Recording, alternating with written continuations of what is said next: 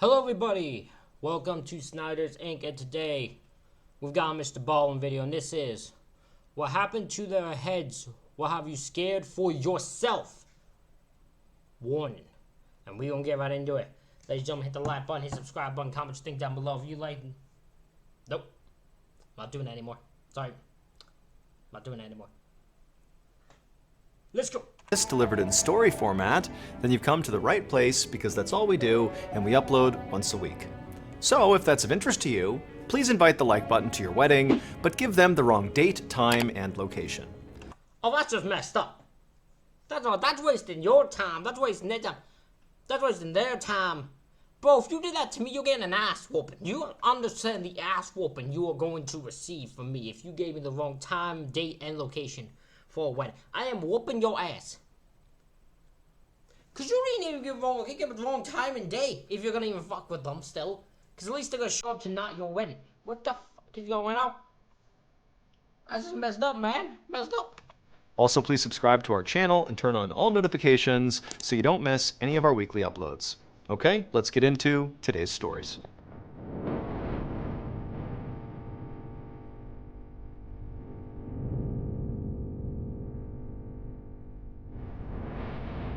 Oh. Around 1 p.m. on August 6, 2011, a 32-year-old seafood vendor named Carla Flores stood in the entryway of her home, balancing a tray of shrimp in one hand and waving goodbye to her 3 kids with the other. She told her kids she'd be right back, and then she stepped out the front door onto the streets of Culiacan, which is a major city in northwestern Mexico. I'm gonna say this, this building looks awesome. I love the look of this building. This looks beautiful of a building. I've never been to Mexico. I would love to go to Mexico at one point, but I've never been there, but this building looks beautiful. Just saying. Carla was going to deliver this tray of shrimp to one of her regular customers. She walked down an alleyway and then onto a main road and then eventually into a neighborhood with a whole bunch of brightly colored houses. She went up to one of them and knocked on the door. A man answered and Carla handed him the tray of shrimp. He took the shrimp, gave her a handful of cash. She thanked him and turned and headed back down towards the street. And Carla had made it all the way back to the alleyway right near her house when suddenly she heard this loud sound, and then before she could figure out what it was, this small, hard object smashed into her right cheek, and it hit her so hard she fell onto the pavement. And so instinctively, Carla reached up and she touched her cheek, and she felt a warm, wet liquid. She looked at her hand, and it was covered in blood. Carla tried to get up, but her ears were ringing, and she felt dizzy, and then suddenly, everything went black.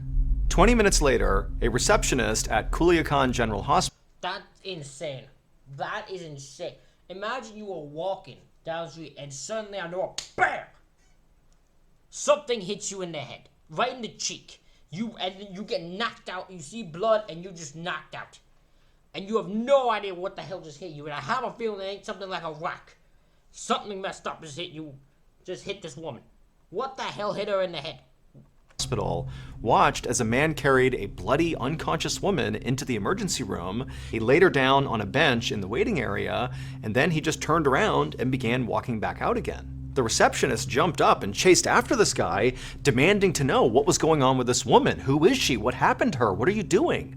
But the guy just said, look, I was driving down the road and I saw this woman bloody in the streets, and so I brought her here. I promise you, that's all I know.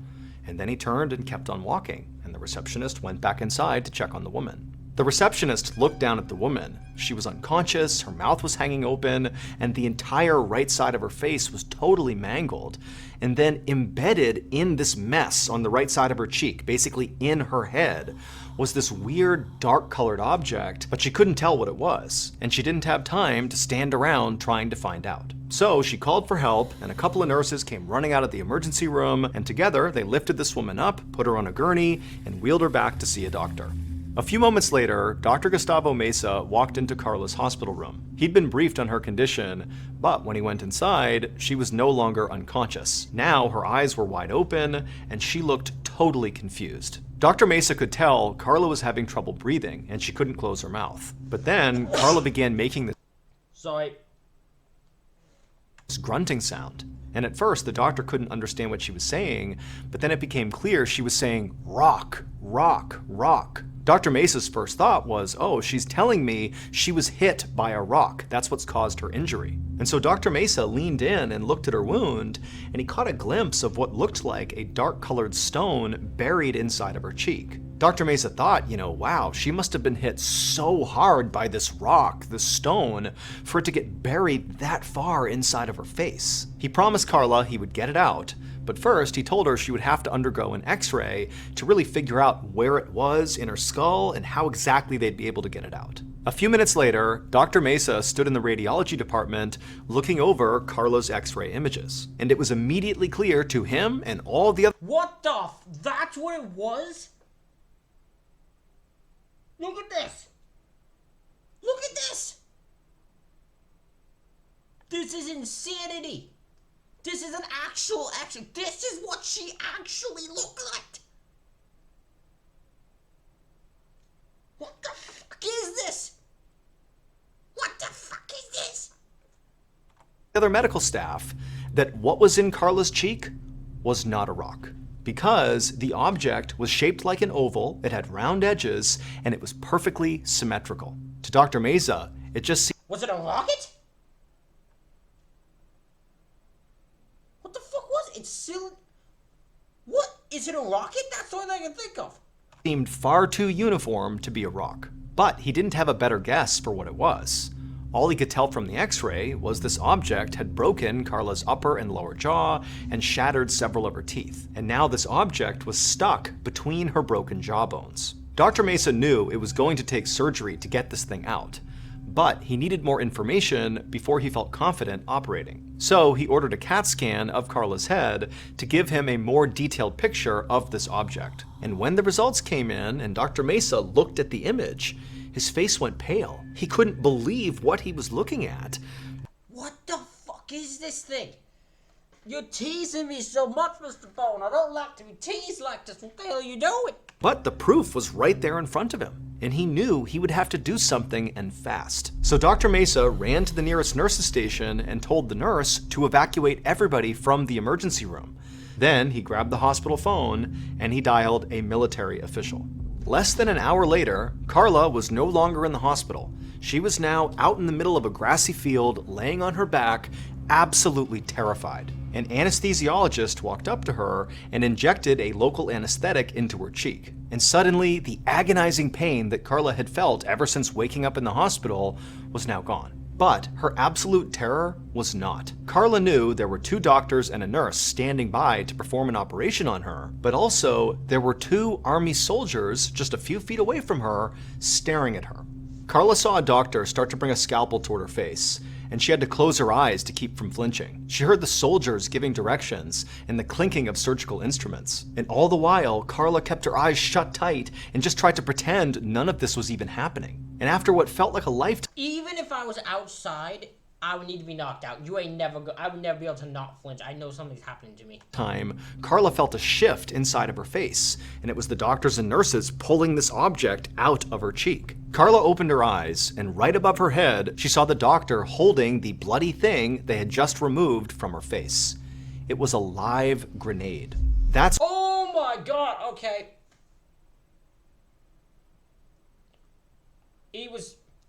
She had a grenade. That's why she was like, oh, that's why they're like, oh, we gotta do this out there, because she might explode. She might explode from this grenade, so we can't take the risk.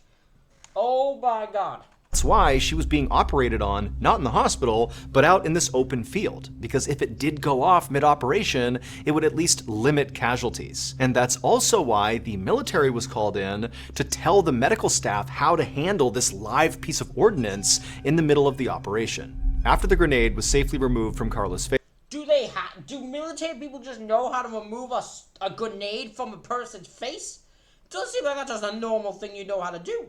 It was disposed of by the army soldiers. It's believed that the grenade that hit Carla was fired out of a grenade launcher. That would explain the loud sound she heard in the alleyway before it hit her in the face.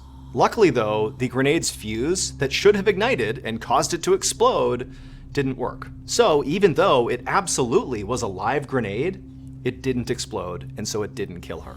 It's unknown who shot the grenade, why they shot it, or whether Carla was the intended target or simply in the wrong place at the wrong time. Carla would ultimately lose half her teeth, she would undergo multiple reconstructive surgeries, and she would be left with a huge scar on her right cheek. But she said she would. You want to know how I got these scars? That's like she turns into Joker somehow. That's what it's the only thing that seems like, what the fuck, man? How Joker never come up with that as a story and how he got the fucking scars? He had a grenade, drove it to his cheek. That's fucking insane. Holy shit, that woman, if I'm that woman, I wouldn't know how to go about life after that. Holy fuck. She was just happy to be alive. And she was forever grateful to the stranger who brought her to the hospital, and to the medical team and the army soldiers who risked their lives to save her. If you don't know this, late last year we launched a brand new, strange, dark, and mysterious show called MrBallen's. One morning in the spring of 1982, a mother rushed to the reception desk at the Royal London Hospital in England, cradling her 6-week-old baby girl named Claire. Claire was her first and only child, and like a lot of first-time parents, the mother was very paranoid about her daughter's health. And so anytime there was a change in her behavior or her appearance changed, it was like this mom rushed to the doctor. And that morning, the mother had noticed something very unusual on her daughter's head. There were 2 raised white lines that made the shape of a plus sign. There was one line that ran from the nape of her neck all the way in back, all the way up her head to her forehead, and the other line was horizontal, and it went from... Interesting. I don't know what can cause this. I don't know medical things. I'm going to assume that's what this is connected to. I don't know what's going on here. This is interesting. behind one ear all the way to the other ear. Now, this mother had no idea what these lines were, what they meant, what caused them, and so as soon as she saw them, she scooped her kid up and she headed to the hospital. Does the hospital see this woman, though, as like the person that just shows up for every reason? So like they showed, they're like, guess we'll have to figure this one out again.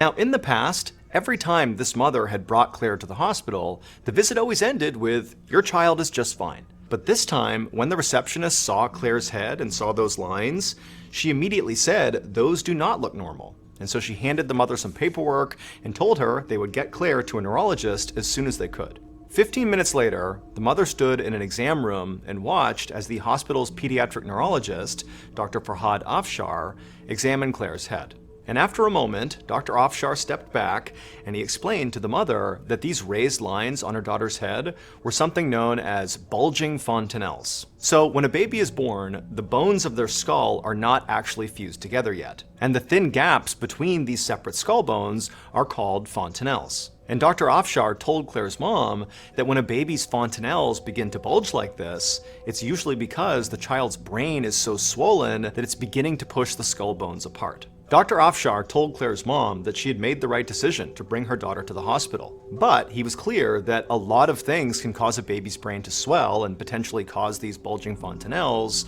and so in order to figure out what was going on, they would need to order a CAT scan. Claire's mom felt uneasy, but she said okay, and so they did the CT scan, and then a few minutes later, Dr. Afshar came back into the room with the results.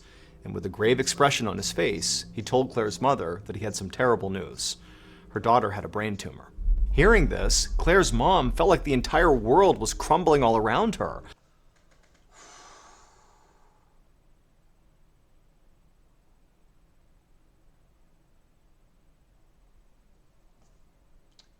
That would destroy me if I heard my child had, my baby, that's not even that old, like a few weeks old, I think, has that. She was terrified for her daughter, and she had a million questions. But before she could ask any of them, Dr. Afshar said, "There's something else." He said that normally brain tumors are made up of brain cells. But based on the CT scan, it looked like Claire's tumor inside of her brain was made partially of fat and partially of bone. Dr. Afshar said he had never seen anything like this and couldn't even begin to explain it. But the one thing he did know is that whatever this thing was, it had to come out of Claire. Leaving it inside of her head could at a minimum cause serious neurological damage, or at worst could even kill the child. So Dr. Afshar told Claire's mom that she only had really one option. Claire needed brain surgery. Even though the operation was very risky for a child as young as Claire was, it was the only way they could figure out what this mass actually was, and it was the only way to get it out. Soon after their conversation, Dr. Afshar was standing in the operating room with Claire, sedated, laying face down on the table in front of him. Dr. Afshar made an incision across the back of Claire's head. Then he cut a rectangle into her skull, essentially creating a small door. He opened up that door to see the bottom of Claire's brain. He delicately moved the left and right hemispheres of Claire's brain slightly apart so he could reach the section where the tumor was. And that's when he got his first glimpse of this strange mass. He grabbed it with a pair of surgical tongs and gently tugged, and he was surprised at how easily it began to slide out. And slowly it came into the light. And when Dr. Afshar finally got a full look at what this thing was, he was so stunned he just froze, staring at this thing that seemed impossible. And so after setting this strange mass aside, Dr. Afshar closed her skull, stitched her head up, and then sent her to the pediatric ICU. Claire laid unconscious in a hospital bed with her mother by her side for weeks. Meanwhile, Dr. Afshar ordered a genetic test on the mass he had removed from Claire's brain. And it turned out Claire was not an only child like her mother thought. She was actually a twin. And the mass that Dr. Afshar had removed from Claire's brain was her twin sibling's fetus. Claire had an extremely rare condition called fetus in fetu. Fetus in fetu occurs in the very early stages of a twin pregnancy, when cells don't divide properly and one fetus becomes enveloped by the other. The enveloping twin looks like a single baby, but they're actually born with their sibling's partially developed fetus still inside of their body. The fetus in Claire's head was 5.5 inches long.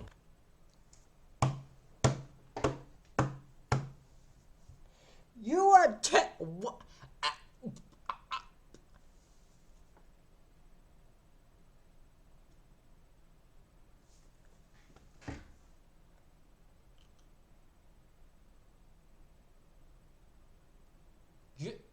You're telling me that there was a condition where the fetus of a person, of a twin, can end up overtaking and become part of the skull and brain of the other twin? What?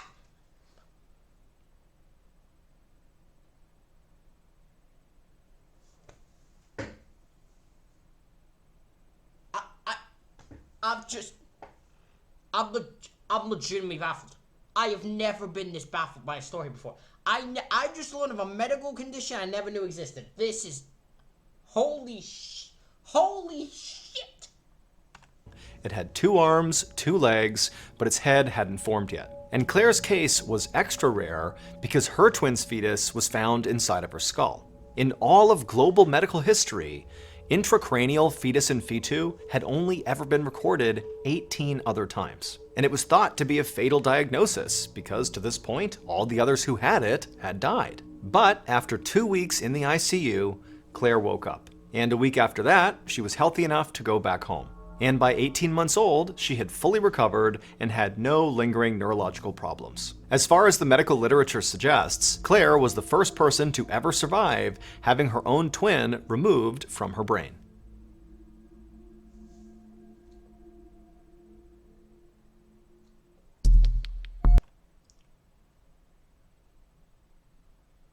Holy shit, man. My brain is baffled. I don't know how you're gonna top that. What the fuck? I'm literally baffled. I'm legitimately just fucking in disbelief. I've learned things I've never knew I could learn today.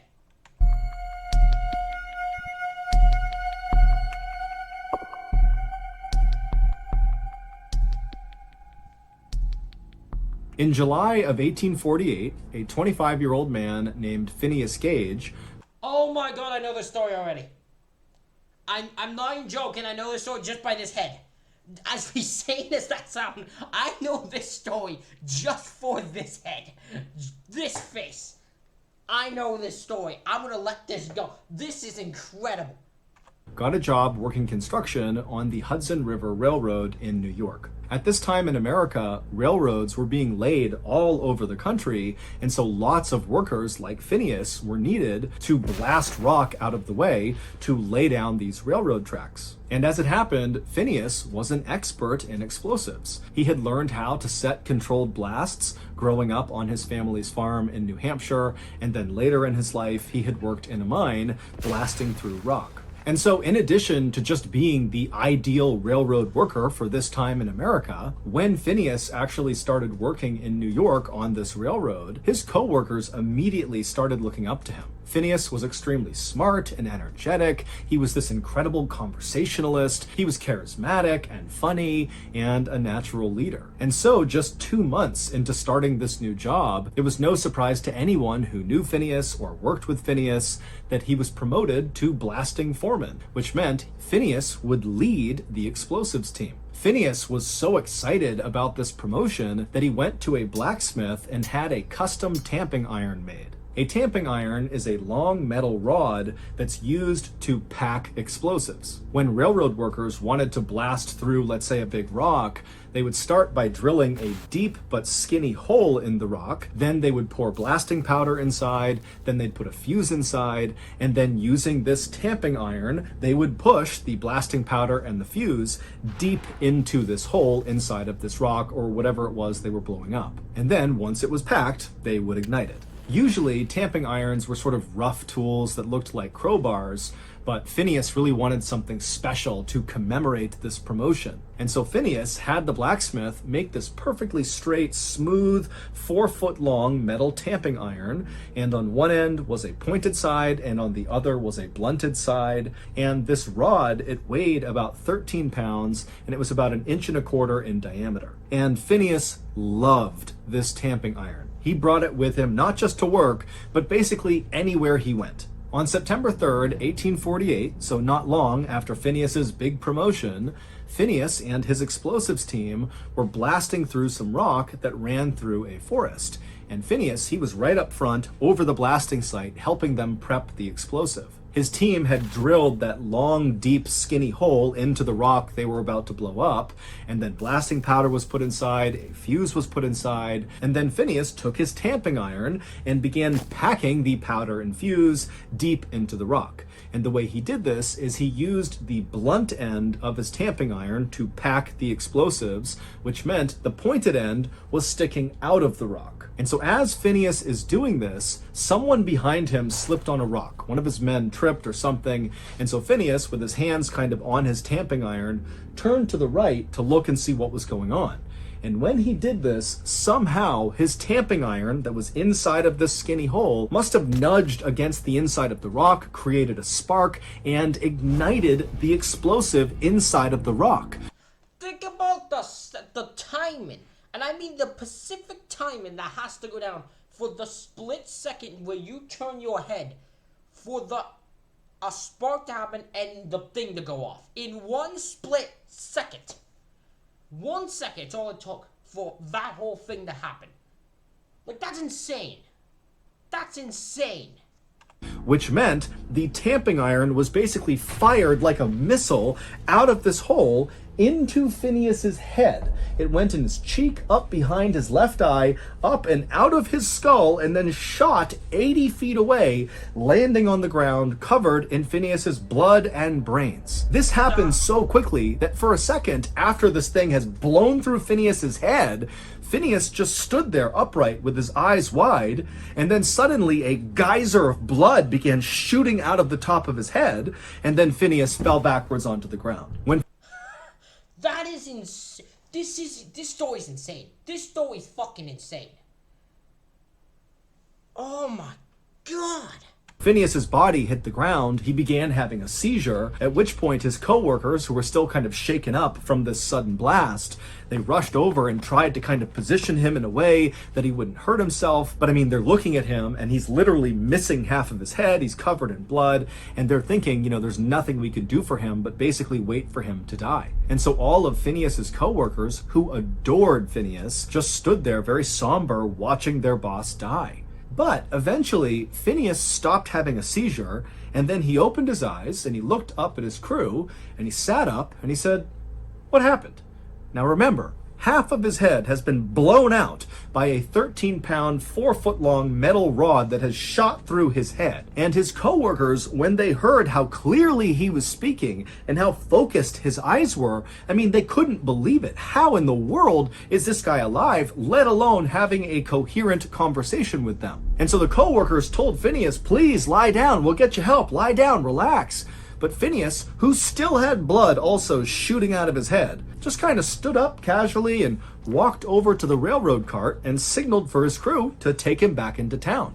And so the crew, they're looking over at Phineas, who now is literally head to toe just red from blood. Still bleeding, but less so, and he's just sitting on the railroad cart waiting for them.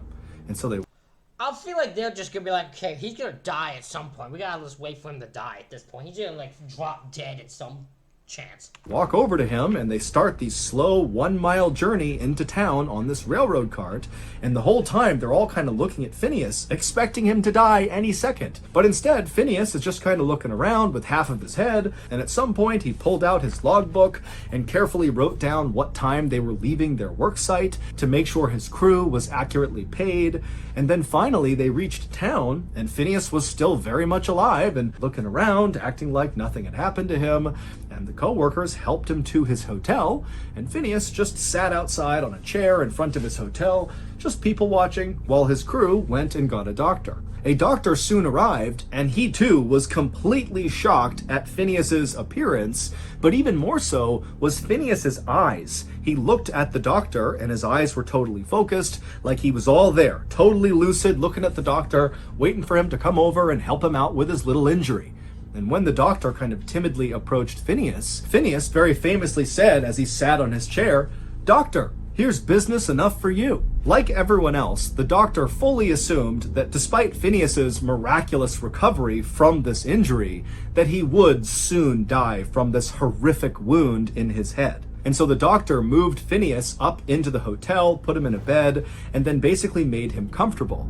Now, the doctor at this point was not trying to save Phineas. He felt like there was nothing he could do to save Phineas. At this point, it was like mercy. Let's make this as pain-free as possible for Phineas as he inevitably dies from this injury. But Phineas didn't die. He would break out of it and basically be okay again. However, his personality at first, after he came out of this state of delirium, was not really the same. No longer was he this funny, smart, charming, confident leader. Instead, he was this guy who seemed to have lost all of his inhibitions and was kind of childlike. He swore all the time. He would tell people he had these crazy plans he was going to go do, but he would never follow through with them. And he would tell his nieces and nephews these wild stories about himself that were obviously made up and not even close to reality. But overall, he was...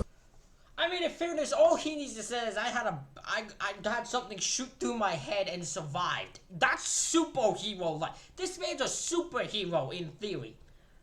Like, he has nothing else he needs to lie about. Okay, even though you could see his brain pulsing underneath his skin on the side of his head that had been blown off. And within a couple of years of this injury, those changes to Phineas's personality kind of faded, and he really did become old Phineas. However, there was one unique quirk to Phineas post-injury that never went away. And that was Phineas's kind of unhealthy love for the tamping iron that had blown through his head. After his injury, Phineas kind of stopped making friends, and any friends he did have, he really didn't try to keep those relationships up. He didn't get married, he didn't have kids. Instead, the tamping iron became sort of like his best friend. He took it everywhere with him, even posing at one point with the tamping iron the way you would expect a couple to pose for a photo. 12 years after his horrific injury, Phineas would develop seizures, likely from the injury, and then he would die with his beloved tamping rod right by his side. His case changed neuroscience forever by showing that an injury to the brain could affect specific personality traits. Today, Phineas's skull and his tamping rod are on display at Harvard Medical School. That's insane, man. Ladies and gentlemen, that is it for this reaction video. Let me know what you think in the comments. Hit the like button, hit the subscribe button. Thank you all for watching. I'll see you all for the next one.